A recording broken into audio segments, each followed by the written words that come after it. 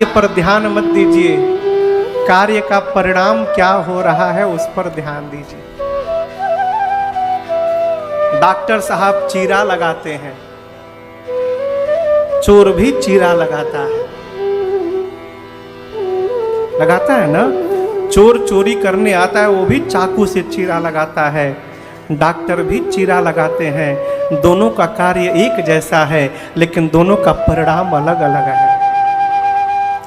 कार्य का परिणाम कैसा है, परिणाम कार्य के स्वभाव का परिचय देता है।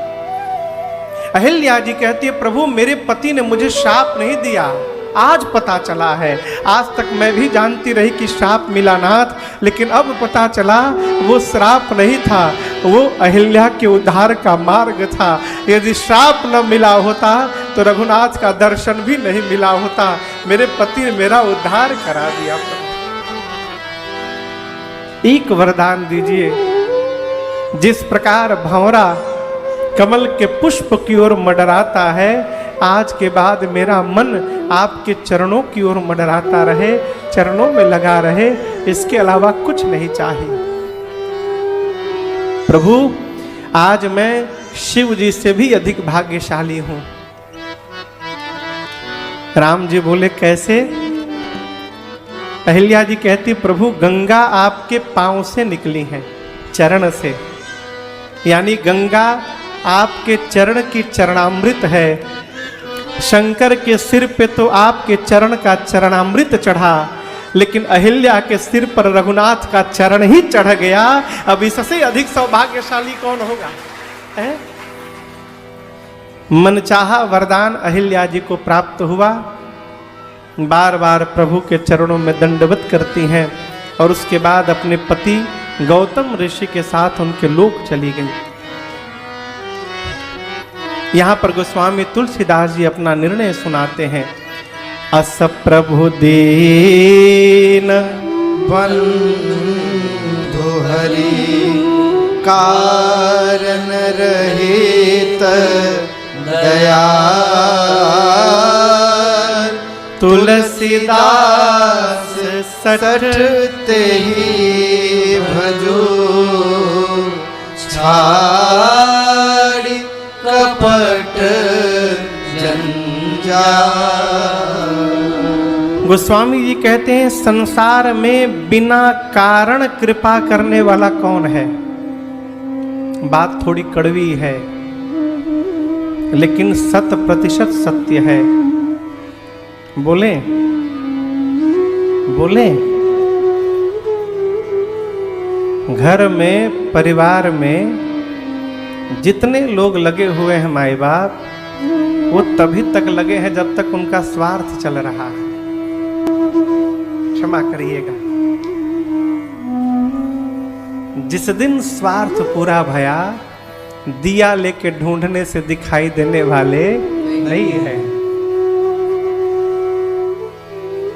नरेंद्र नाम है आपका, नरेंद्र जी, विश्वास यदि न हो बात पर तो 2 महीना पगला जाइए घर में।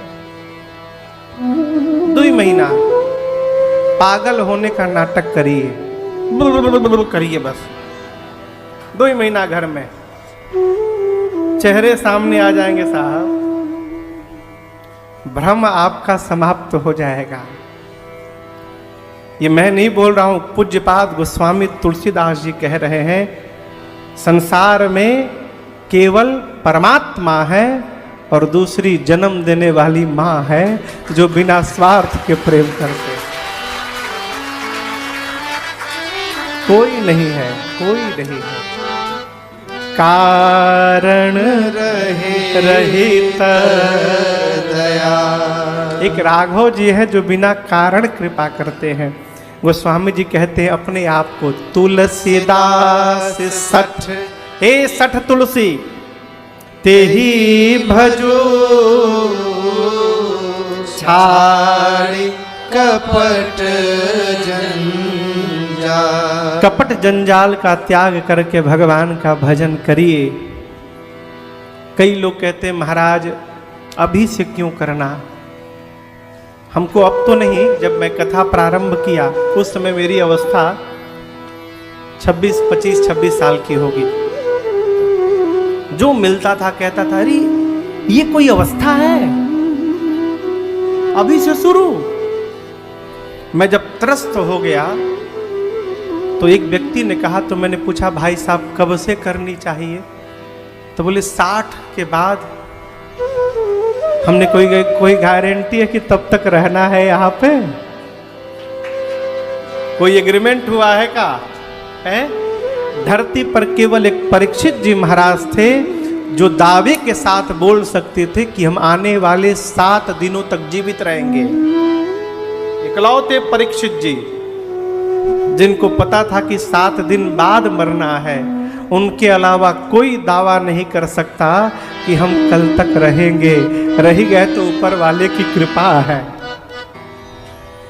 झूठी माया झूठी काया, अरे चक्कर में क्यों आया, इसी से अटक रहा है, कहाँ सिर पटक रहा है। गोस्वामी जी कहते हैं तुलसीदास सठते ही भजु छाड़ी कपट झंझा। अहिल्या जी को गति दिया, आगे बढ़े, गंगा जी में स्नान भया। स्नान के बाद भगवान चले विश्वामित्र जी के साथ और शीघ्र जनकपुर में भगवान प्रवेश किए, मिथिला में। आइए एक बार भाव और श्रद्धा के साथ मिथिला धाम को प्रणाम करते हैं। बोलिए मिथिला धाम की जय। एक सुंदर आम के बगीचे में विश्वामित्र जी रुके हैं। जनक जी महाराज को सूचना मिली, मंत्रियों के साथ, ब्राह्मण देवताओं के साथ, गुरुदेव भगवान के साथ, श्रेष्ठ बिरदावली गाने वाले भट्टों के साथ आए हैं। दंड प्रणाम किया है विश्वामित्र जी को। जिस समय राम जी आए थे विश्वामित्र जी के पास, जनक जी आए थे, उस समय राम लक्ष्मण जी वहां नहीं थे। कहाँ थे? कहाँ थे? गए रहे देखन फूलवा। अब यहां एक बात समझिएगा, राम जी जानबूझकर चले गए फुलवारी देखने। क्यों? भगवान जानते हैं कि जनक जी यदि आ गए और गुरु जी के साथ मुझे देख लेंगे तो जनक जी मेरी अलौकिक शोभा पर मोहित हो जाएंगे, फिर गुरु जी को भूल जाएंगे। ये तो गुरु जी का अपमान होगा ना। तो पहले जनक जी मेरे गुरु जी का सम्मान कर लें, तब मैं जनक जी के सामने आऊंगा। इसलिए राम जी बहाना बना के चले गए फुलवारी देखने। जनक जी आए, विश्वामित्र जी को दंड प्रणाम किए। ठीक उसी समय राम लक्ष्मण जी चले आए। जैसे जनक जी महाराज ने रघुनाथ जी को देखा, मोहित हो गए। यहां दर्शन करिए, जनक जी ब्रह्मवेत्ता महात्मा है, वैरागी महात्मा है। वैरागी यानी जो साकार को नहीं, जो निराकार को माने, जो निर्गुण ब्रह्म की उपासना करता हो, वो विरक्त महापुरुष है। कौन? जनक जी। जो आकार को मानता ही नहीं है, वो रघुनाथ जी के आकार में फंस गया है। जनक जी देखे राम जी को, बोले मेरी सीता के लिए तो सांवला उचित रहेगा, लेकिन बाबा जी के साथ आए हैं, परिचय पूछा जाए। बोले विश्वामित्र जी ये हैं कौन? मुनिकुल तिलक केंद्र पकुल पालक। मुनि के बेटे हैं कि राजपुत्र हैं। मुझे तो लगता है कि वेद जिनको नेति नेति कहते नहीं थकते, वही ब्रह्म तो कहीं मेरे आंखों के सामने आके नहीं खड़े हो गए हैं। ये है कौन? विश्वामित्र जी बोले जय हो महाराज, आप पहली दृष्टि में पहचान गए कि ये ब्रह्म है। पहली दृष्टि में तो मैं भी नहीं पहचान पाया है। जनक जी पूछे तो विश्वामित्र जी ने राम जी का परिचय दिया। पहले तो बोले कि ये संसार में सबको प्रिय है। राम जी देखकर मुस्कुराए, कहे गुरु जी पोल न खोलिए मेरा, मैं गुप्त रूप में आया हूं तो मेरा गुप्त रूप बना के रखिए। तो अब राम जी का लौकिक परिचय विश्वामित्र जी देते हैं। किसको? जनक जी महाराज को। कहते हैं महाराज ये जनक जी महाराज को विश्वामित्र जी ने कहा, रघुकुल के मणि महाराज दशरथ के पुत्र राम लक्ष्मण हैं। मेरे यज्ञ की रक्षा के लिए महाराज ने इनको विदा किया। अब राम जी लक्ष्मण जी यज्ञ की रक्षा करके मेरे साथ धनुष यज्ञ देखने आए हैं। जैसे जनक जी ने परिचय सुना राम लक्ष्मण जी का, मन में सोचने लगे कि जिस प्रकार का अतिथि होता है उसी प्रकार की उसकी व्यवस्था भी होनी चाहिए।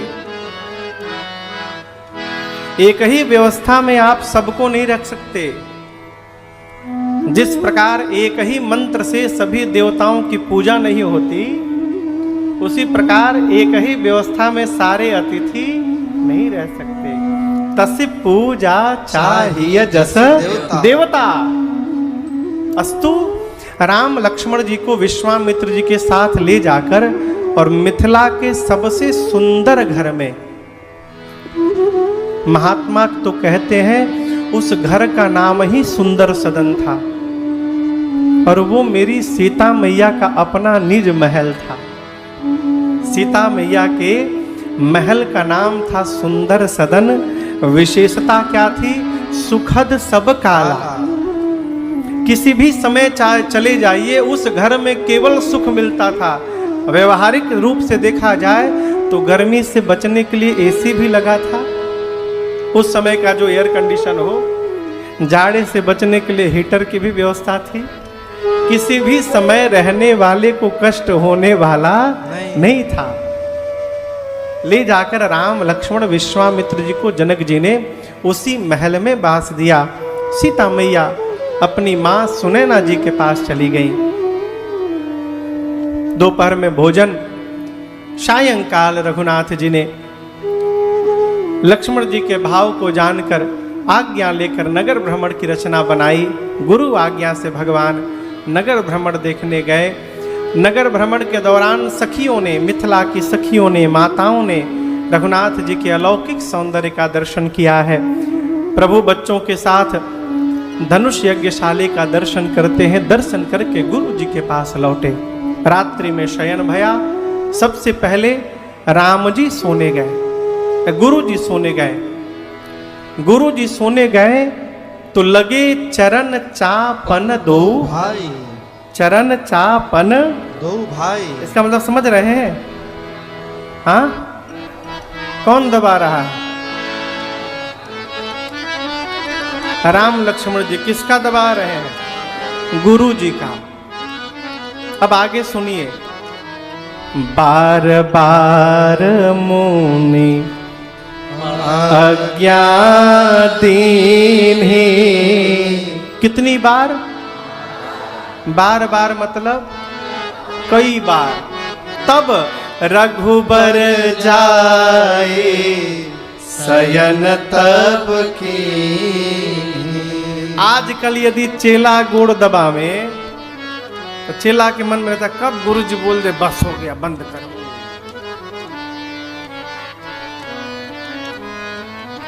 अच्छा एक बात कहें, कोई यदि पांव दबावे तो उससे उतना ही पांव दबाना चाहिए कि उसका बार बार दबाने का मन करे।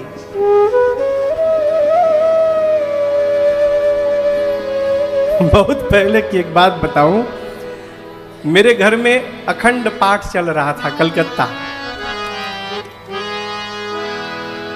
तो मैं छोटा था उस समय, तो रात भर हम पढ़ते थे।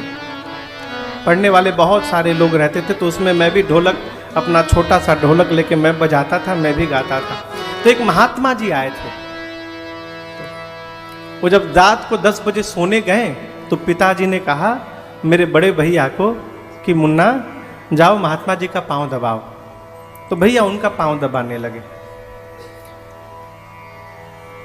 जैसे भैया को लगे कि सो गए तो छोड़ दे, तो जैसे तब तक करवट बदल ले। हाँ ठीक बच्चा, बहुत बढ़िया, दबाओ। अब 10 बजे से दबाते दबाते 1 बज गया। भैया इस कंडीशन पहुंच गए थे, हाथ से बल नहीं जाता था, हाथ रखते थे, 1 बजे तक दबाए। 1 बजे रात को बोले, वाह बच्चा क्या अद्भुत तुमने सेवा की। भैया बोले, जी महाराज बड़ी कृपा। बोले, काम करो बेटा,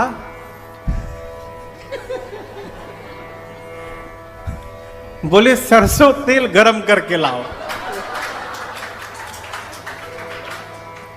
रतिया में 1 बजे बोले, सरसों तेल गरम करके लाओ, एक बार तेल लगा के दबाओ। तो भैया गए, पूरा सरसों तेल खौला के लाए कटोरी में। और जैसे एक बार छुआए, अरे बेटा बहुत गर्म है। तो महाराज जी इसको ठंडा होने में 1 घंटा लगेगा, तो एक काम करो ठंडा करके लाओ। जी महाराज जी। भैया गए, तब तक वो सो गए थे। मुझे बात भूलती नहीं है। अब ये क्या है, देखिए, कोई सेवा करे तो उस व्यक्ति से उतनी ही सेवा लीजिए कि उसका बार बार सेवा करने का मन करता रहे। ना कि भेटाइल बा एक ही बार कुली, क्या पता कल मिली कि ना मिली। यहां दर्शन करिए, बार बार मुनि आज्ञा देनी। कई बार जब गुरु जी ने कहा राम जी हो गया जाइए, अरे राम जी हो गया, तब रघुबर जाए शयन तब की। अब जब राम जी सोने गए, तब चापत चरण लखन लाए, सभय सप्रेम परम सचु पाए। जब राम जी सोने गए तो लक्ष्मण भैया रघुनाथ जी की पांव की सेवा करने लगे। लेकिन यहां एक बात कैसे दबा रहे हैं, सभय सप्रेम। सभय यानी हाँ भय से, असप्रेम यानी भगवान के पांव की सेवा करते समय भय किस बात की? भय और प्रेम एक साथ। इसलिए भय है कि कहीं जोड़ से न दब जाए तो रघुनाथ जी को कष्ट होगा। आप समझ रहे हैं? कई लोग ठाकुर जी को नहवावत है, लड्डू गोपाल को गर्दन पकड़ के उठाते हैं। गर्दनवा आए है, कोई आपका गर्दन पकड़ के उठा ले तो जेसीबी से, हाँ जेसीबी में आता ना फोर्कलिफ्ट, वैसे पकड़ने वाला पकड़ के गर्दन यदि उठा ले तो टे हो जाएंगे। आपका भाव ही नहीं है कि वो भगवान है, आप मूर्ति जानकर बैठे हैं। गर्दन पकड़ के हमने देखा है, मैं कहा अरे क्या कर रहे हो साहब, भगवान है। तो महाराज दुखा रहा होगा। लक्ष्मण जी को लग रहा है कहीं जोड़ से न दब जाए तो प्रभु को मेरे कष्ट होगा, इसका भय है। सप्रेम, क्यों प्रेम? भगवान के चरण सेवा करने का सौभाग्य प्राप्त हुआ है, इससे प्रेम बढ़ रहा है। यह है सभय सप्रेम। जिस आदमी को देखिए, जिस व्यक्ति ने अपने जीवन में कभी माता पिता के पांव की सेवा न की हो, उससे कभी पांव न दबाइएगा। ऐसा हाथ रगड़ेगा कि 2-3 बाल तो स्वाहा हो जाएंगे, और जहां बाल टूटा वहां बल तोड़ होने से कोई रोकने वाला नहीं है। हाथ रखते पता चलता है कि ये व्यक्ति घर में सेवा करता होगा कि नहीं करता होगा। लक्ष्मण जी सेवा करने लगे, रघुनाथ जी बार बार अरे पुनि पुनि प्रभु कहा सोवहुता। कई बार राम जी ने कहा भैया सो जाइए, भैया सो जाइए। तो लक्ष्मण जी सोने के लिए अपने बेडरूम में नहीं गए, पौड़े धरे उर पद जल जा। भगवान के पांव को अपने सीने पे रख के और भगवान के पांव के पास ही लक्ष्मण जी लेट गए और सीने पे पांव रखे, धीरे धीरे दबाते दबाते लक्ष्मण भैया सो गए। सबसे पहले कौन सोया, उसके बाद अंत में सबसे पहले गुरु जी सोए 10 बजे, 12 बजे रात में लक्ष्मण भैया सोए। सवेरे किसको जगना चाहिए? सबसे पहले गुरु जी को जगना ही चाहिए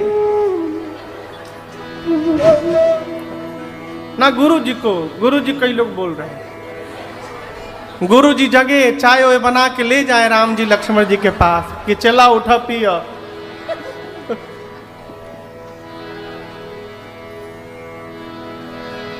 यही तो हो रहा है। भाव है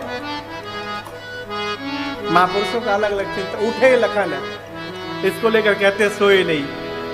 जो भी हो, सोए हो चाहे ऐसे लेटे हो, यहां दर्शन करिए। प्रातः काल उठे लखन, कब? निसी विगत सुनी। निसी मने रात बीतने के बाद सुनाई पड़ा क्या? अरुण शिखा धूनि का। अरुण यानी लाल, लाल रंग की जिसके सिर पे शिखा है। किसके सिर पे लाल रंग की शिखा है? मुर्गा। मुर्गे की आवाज ध्वनि कान में रात्रि बीतने के बाद लक्ष्मण जी की आई। लक्ष्मण जी उठे, राम जी की पांव की सेवा करने लगे तो गुरु जी से पहले जगतपति जागे राम सो जा। सबसे पहले लक्ष्मण जी जगे। ये कथा क्या कहती है?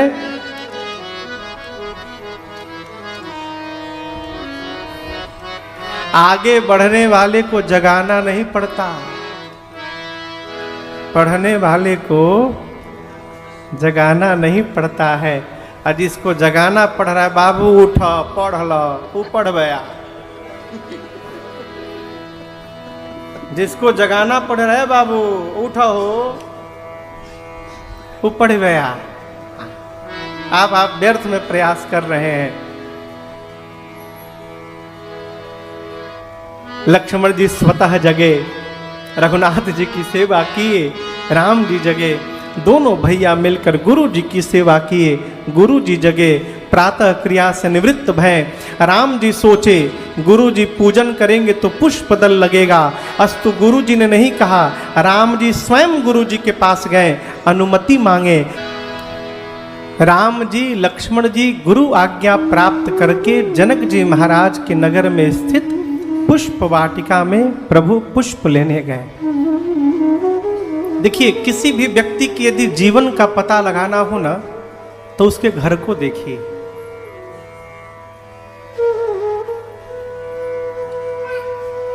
हनुमान जी महाराज लंका में विभीषण जी का एड्रेस लेके नहीं गए थे, न जीपीएस लोकेशन लेके गए थे।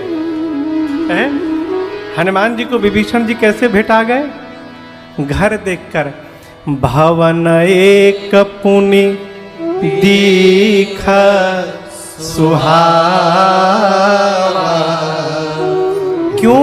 हरि मंदिर तहाँ भिन्न बना। लंका में जितनी मंदिरें थीं, उन सभी मंदिरों से विभीषण जी महाराज के घर में स्थित मंदिर भिन्न था। आंगन में तुलसी जी हो और घर के मंदिर में साक्षात नारायण शालिग्राम भगवान हो, वो घर बैकुंठ है।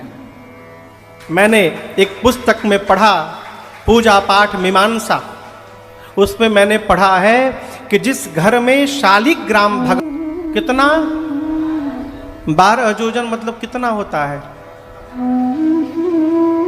48 किलोमीटर। उस घर के 48 किलोमीटर सराउंडिंग के स्थान का महत्व भगवान शिव की नगरी काशी की नगरी के बराबर होती है। जिस घर के मंदिर में शालिग्राम भगवान है, 48 किलोमीटर सराउंडिंग काशी की नगरी है। प्राण छूटने पर सीधे मुक्ति। काशी की समान महिमा कहां, जहां शालिग्राम भगवान है। कल रात को सरकार हम सुन रहे थे,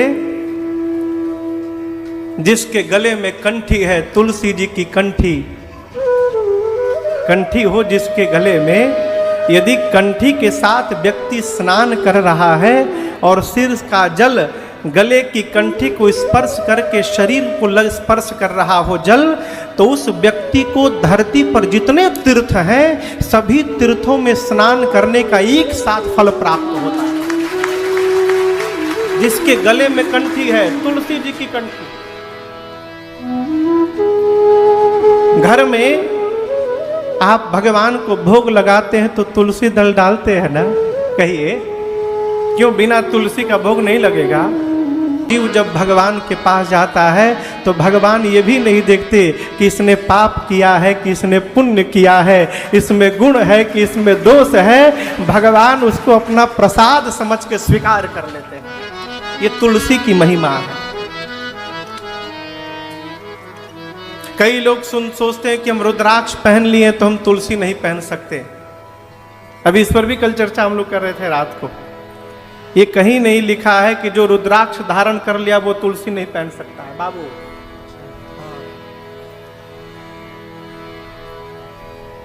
आप रुद्राक्ष के साथ तुलसी भी धारण कर सकते हैं। आप लोग वैष्णव भक्त हैं तो मेरी प्रार्थना, तुलसी भगवान को बहुत प्रिय है। गले में और कुछ पहनिए चाहे न पहनिए, एक तुलसी जी की कंठी को अवश्य धारण करिए, भगवान के आप प्रियता को प्राप्त कर लेंगे, इसमें कोई संदेह नहीं है।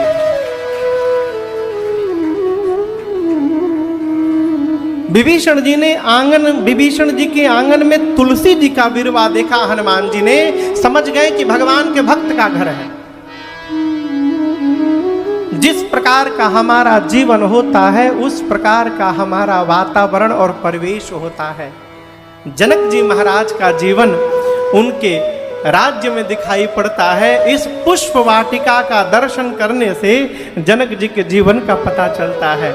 यहाँ कहते हैं गोस्वामी जी कि लागे बिटप मनोहर नाना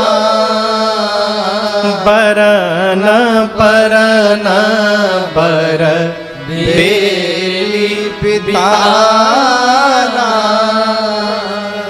इस बाग के किसी भी पौधे पर पुराना पत्ता नहीं है, पुराना पुष्प नहीं है, न पुराना फल लगा है। नव पल्लव नव फल नव सुमन सुहाय। मानो शरद ऋतु में बसंत ऋतु का आगमन हो गया है। देवलोक से देवराज इंद्र जब बाग को देखते हैं तो लज्जित होते हैं। अमरावती में इतना दिव्य बाग नहीं है जितना जनकपुर में उतना बाग है। चातक, कोयल, तोता, चकोर, मोर आकर बाग में चहचहा रहे हैं, मोर नाच रहे हैं।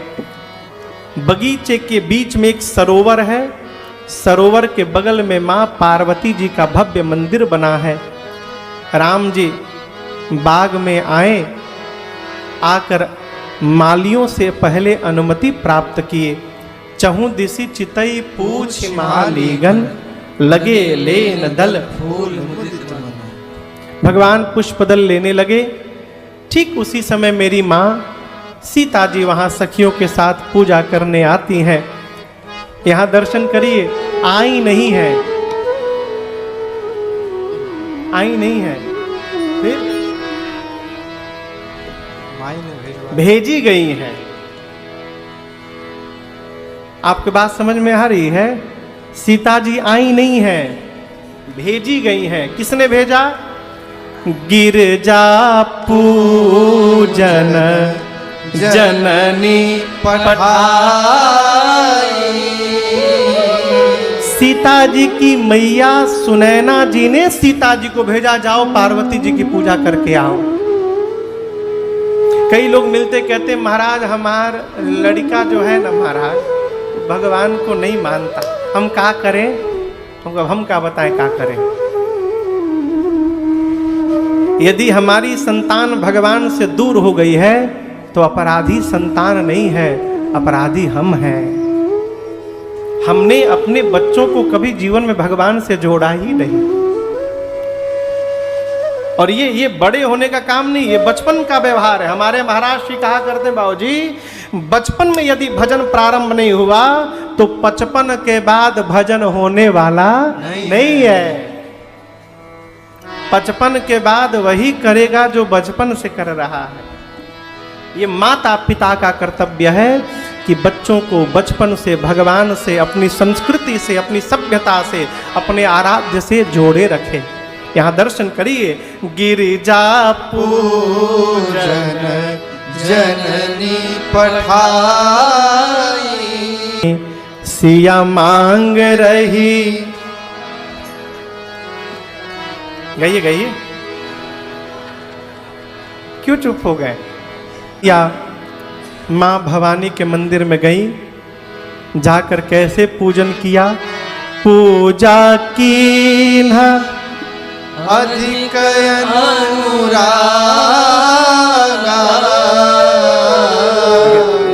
एक बात बोले, क्षमा करिएगा, कई लोग भगवान की पूजा करते हैं ना तो लगता है मानो भगवान पर उपकार कर रहे हो।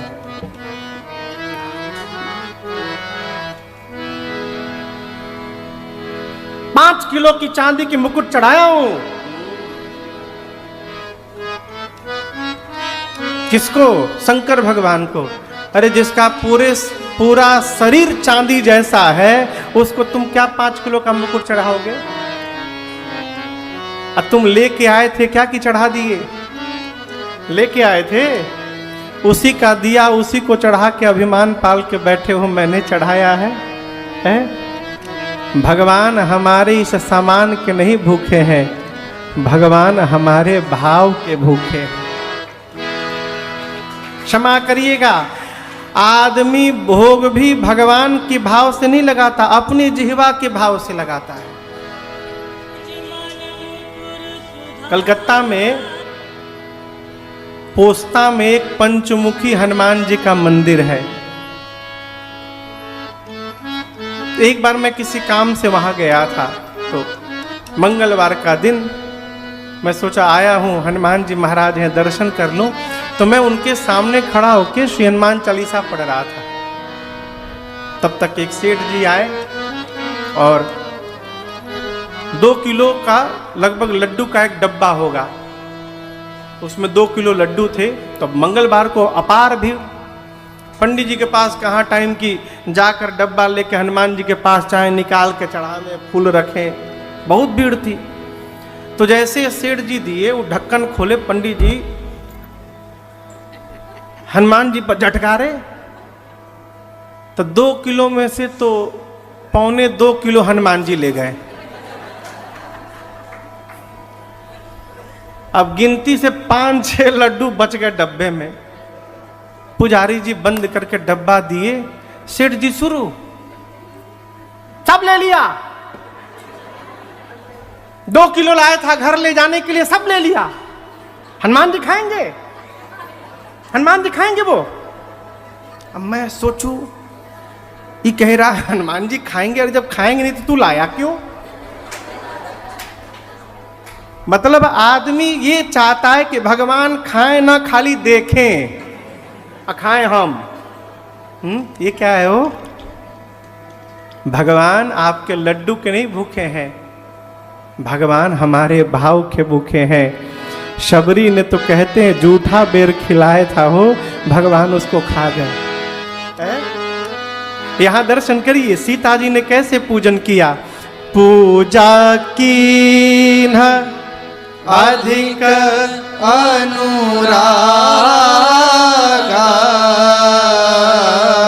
निज अनुरूप सुभग वर मांगा। माँ ने पूजन करके पार्वती जी से कहा, माँ आप मेरे लिए एक सुंदर दूल्हा मुझे प्रदान करिए। अभी मैया की पूजा चल ही रही थी कि माँ की 8 सखियां साथ में थी। उनमें से एक सखी पूजा छोड़ के चली गई बगीचा घूमने। अब बगीचे में घूमते घूमते उस सखी ने राम लक्ष्मण जी को पुष्प दल उतारते देख लिया, पागल हो गई, बावली हो गई हो। देखिए, अचानक भगवान दिखाई पड़ जाए तो कोई पागल हो जाएगा। वो सखी लौट कर आई, उसके पांव लड़खड़ा रहे हैं। सखियों ने पूछा क्या देख लिया तुमने? बोली अरे वही आए सखी फुलवरिया में। सखी कहती है मैं बता नहीं सकती, क्यों? जिन आंखों ने देखा है उन आंखों के पास जिह्वा नहीं है कि वो आंखें बोल सके, और जो जिह्वा बोलती है उस जिह्वा के पास आंख नहीं है कि उसने देखा हो। देखे कोई और, अब बतावे कोई और, ऐसा संभव है क्या? मैं तो कहती हूँ जिन आंखों से मैंने देखा है, चलो उन्हीं आंखों से आपको भी दर्शन करा देती हूँ। जैसे सीता मैया से कही, गोस्वामी तुलसीदास जी यहाँ कहते हैं चली अग्र करी प्रिय सखे सोई प्रेति पुरातन लखई न कोई। यहाँ बाबा कहते हैं सीता मैया उस प्रिय सखी को आगे करके चली। कौन सी सखी को? कहिए। प्रिय सखी। कौन प्रिय सखी है 8 में से? हाँ, जो भगवान को देख के आई है वो प्रिय सखी है। बात की 7 सखियां,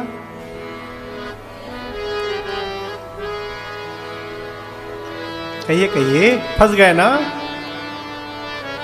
देखिए, 2 लोग यदि खड़े हों बागला जी, और एक व्यक्ति को कहा जाए महाराज जी बहुत ईमानदार हैं, तो इसी में छिपा हुआ कि बगल वाला बेईमान है, उसके लिए अलग से बोलने की आवश्यकता नहीं है।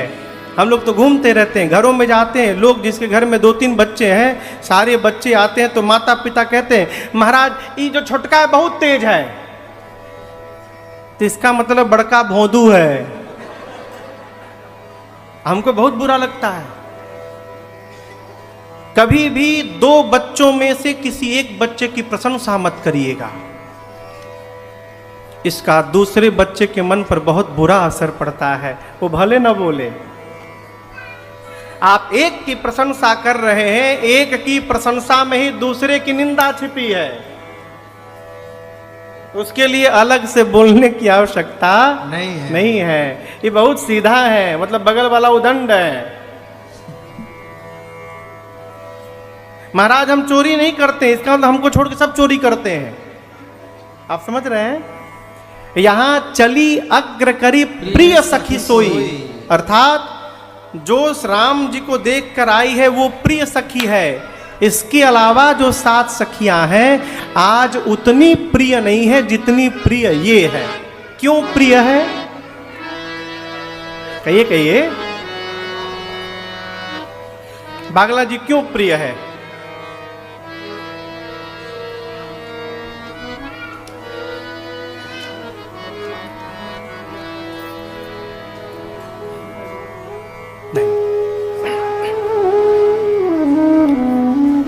सीता जी जानती हैं कि आज इस सखी के पीछे पीछे मैं चलूंगी तो मैं भी भगवान की शरण तक पहुंच जाऊंगी, इसलिए ये सखी प्रिय है। जीवन में उसी के पीछे चलना चाहिए माई बाप, जिसके पीछे चलते चलते हमको भी जीवन में एक दिन भगवान की भक्ति प्राप्त हो जाए। परेवा जी, पवन जी को थैंक यू बोलिएगा। बोलते हैं ना? हाँ, बड़ी अच्छी बात। उसको आप 1 से 9 सितंबर आस्था भजन पर डी लाइव भी देखे होंगे। तो भैया के एक मित्र हैं, क्या नाम है उनका? संजीव साहब में कथा हो रही, आप लोग आइएगा। तो दिल्ली से गए कथा सुनने के लिए संजीव जी। कथा 2 दिन रह गए सुने, उसके बाद रिटर्न टिकट बना के गए थे। वहाँ से रात को ट्रेन पकड़े, कथा सुन के रात को ट्रेन पकड़े गोरखपुर से। सवेरे यहाँ उतरे 10 बजे, घर पहुँचे 11 बजे। 12 बजे इनको फ़ोन करके रोने लगे, कहे मन नहीं लग रहा है, मैं शाम को फिर ट्रेन पकड़ के आ रहा हूं। 11 बजे दिल्ली आए, शाम को 5 बजे फिर टिकट कराए, ट्रेन पकड़ के गोरखपुर गए, और जब तक कथा चली तब तक वहां बैठे रहे। है ना? जीवन में जिसके पीछे चलने से आप भगवान की कथा में पहुंच जाएं, आप भगवान के मंदिर में पहुंच जाएं, आप सत्संग में पहुंच जाएं, आप संत की कुटिया में पहुंच जाएं, आपके लिए उससे प्रिय दूसरा कोई होने वाला नहीं है। उसी का अनुगामी होना चाहिए। है? जीवन में अभी किसी से मैं कह रहा था कि बाबू, जीवन में उसी व्यक्ति का संग करना चाहिए जिसके संग से हमारे जीवन में कोई अच्छाई आ जाए, जिसके संग से हमारे जीवन में कोई सद्गुण उतर जाए। ऐसा संग नहीं करना चाहिए कि रगड़ना सीख ले। किसकी संगति करनी है इसका निर्णय तो हमको करना है ना। आज मेरी मां दर्शन करिए, उस प्रिय सखी को आगे करके मेरी किशोरी मैया चलने लगी। मां चली तो मां के शरीर के आभूषण बजने लगे। राम जी सुने, जिस दिशा से ध्वनि आई उस दिशा में देखे, सीता मैया दिखाई पड़ी। लक्ष्मण जी से कहा, लक्ष्मण पुष्प बाद में उधर देखो। रघुनाथ जी ने मेरी मां का परिचय दिया लक्ष्मण भैया से।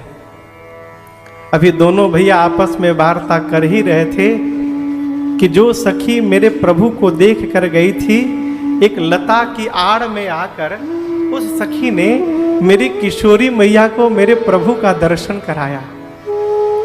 और यहाँ गोस्वामी तुलसीदास जी कहते हैं, जैसे मैया ने प्रभु को देखा है, अरे देखी रूप लोचन ललचाने, हृदय में हर से जनु निज निधि पहचाने। भगवान को देखने के बाद मेरे मां के नेत्र ललचाने लगे। ललचाना समझते हैं क्या? हाँ?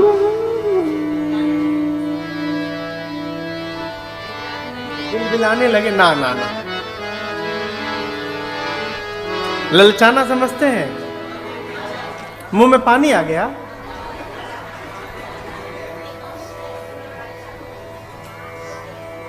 जिसको देखने की लालसा जगे। अच्छा, और बतावे? ये अच्छा तरीका है, पूछिए तो नई नई बात सुनने को मिलती है। लालच हो गया और मिल जाना, बहुत सही। और अपना बनाने की इच्छा जाहिर करना, ललचाना। अब समझिए,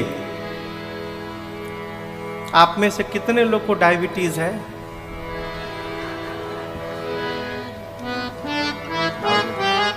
होगा बहुतों को। भाड़ा अपनी खड़ा कर रहे हैं। देखिए, हम विनोद की बात कर रहे हैं। जैसे मान लीजिए किसी को डायबिटीज हो। हाँ, आपको भी है? भगवान न करे हो। देखिए, डायबिटीज और ब्लड प्रेशर आजकल ये सुख रोग हो गया है सबको। शायद ही कोई बचेगा, भगवान कृपा करें घटे ये, लेकिन जो दिनचर्या होती जा रही है ना, भगवान मालिक है। जैसे किसी को डायबिटीज हो और उसके सामने प्लेट में गरम गरम इमरती है, केसर छिड़का हुआ, ऊपर से राबड़ी की एक परत भी आ जाए, ऊपर प्लेट में गरम गरम इमरती आ जाए, और वो व्यक्ति सुबह ही चेक कराया हो 450, और अब वो इमरती उसका फेवरेट। अब क्या उसके हृदय पर बीतेगी आप कल्पना नहीं कर सकते। जैसे ही इमरती सामने आएगी, देखेगा, फिर सोचेगा बताओ मिलना ही नहीं तो मन क्यों खराब किया जाए, हटाओ इसको यार। फिर सोचेगा अरे खा नहीं पा रहा हूं, देख के ही जी भर लूं, फिर देखेगा। बार बार देखना, आंखों को हटाना, इसको कहते हैं ललचना।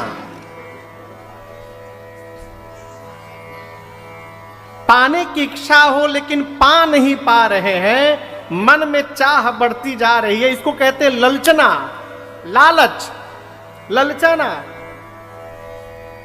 मां प्रभु को देखना चाहती हैं, देख क्यों नहीं पा रही हैं कि बगल में 8 सखियां खड़ी हैं। सीता मैया सोचती हैं कि यदि मैं राम जी को, प्रभु को आंख से ऐसे निहारूंगी तो ये सखियां क्या सोचेंगी। सीता आज पराये पुरुष को टकटकी लगा के देख रही है। तो मां भगवान को देखती है, फिर आंख झुका लेती है, फिर देखती है, झुका लेती है। ये है ललचना। मां बोली ऐसे दर्शन मिलने वाला नहीं है। तो मां ने एक उपाय निकाला, और आपसे निवेदन करूं, भगवान को देखने का यही सबसे अच्छा नियम है और सबसे सुंदर विधि है। मां ने क्या किया? क्या किया? लोचन मग, मग यानी अब क्यों नहाए वाला मग मत बोल दे।